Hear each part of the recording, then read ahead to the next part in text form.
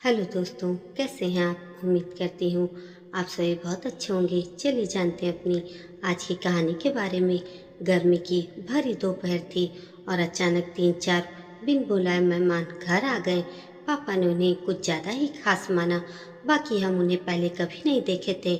हमें थोड़ी उलझन सी हो रही थी, लेकिन पापा तो उनका भगत करने में लगे हुए थे। पापा ने जल्दी से माँ से कहा, तुम रसोई में अपना काम करो और मैं मेहमानों के साथ बैठता हूँ।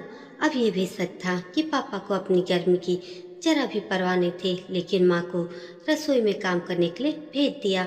माँ पहले से ही थकी हुई थी। दिन भर के काम के बाद अब गर्मी में रसोई में फिर से खाना बनाने का काम, उस पर से पापा के बार बार के ऑर्डर। हम तब छोटे थे तो थोड़ा बहुत मदद कर रहे थे, लेकिन यह भी एक किस्म का काम ही था।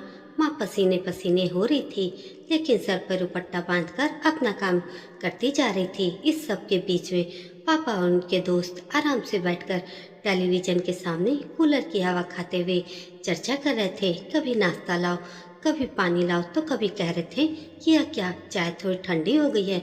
माँ के धीरज का बांध टूट गया जब पापा रसोई में आए और वो धीरे से बोली, इतनी देर क्यों लग रही है खाना बनाने में? 1 घंटा हो गया है। माँ ने तब उन्हें समझाने की कोशिश की कि वह अकेले ही काम कर रही हैं, ऊपर से गर्मी और फिर पापा के बार बार के ये आदेश। लेकिन पापा और गुस्से में आ गए। माँ भी गुस्से में बोली, पंखे के नीचे बैठकर सब कुछ जल्दी से हो जाता है, लेकिन यहाँ 1 मिनट भी 1 घंटे जैसा लगता है। बस फिर क्या था, मामला गर्म हो गया। पापा वापस जाकर अपनी बातें करने लगे और माँ चुपचाप रोने लगी। अब ये तो मैं बर्दाश्त नहीं कर सकती थी। खाना तैयार हो चुका था और जैसे ही माँ ने खाना परोसने के लिए दिया, मैं चुपचाप नीचे गई और मेन स्विच ही बंद कर दिया। नीचे कोई भी नहीं था और बस सब खाना शुरू कर चुके थे, तो पापा चेक भी नहीं करेंगे। अब क्या था, सब गर्मी में ही खाना खा रहे थे, पसीने में भीगते हुए। और मेहमानों को भी यही समझ में आया कि लाइट चली गई है। अब सब खाना वैसे ही खा रहे थे जिस हालत में माँ ने उसे बनाया था।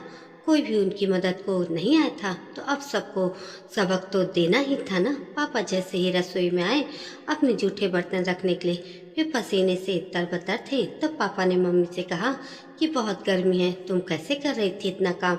माँ चुप हो गई और बिजली विभाग को भी धन्यवाद दिया। मैंने थोड़े ही समय के बाद लाइट चला दी। तब सबको लगा कि लोड ज़्यादा हो जाने से मेन स्विच खुद ही गिर गया था, या फिर किसी ने गलती से ही गिरा दिया होगा। मैं तो इतनी मासूम थी कि आज तक किसी को मुझ पर शक ही नहीं हुआ। बस इतनी थी मेरी बात।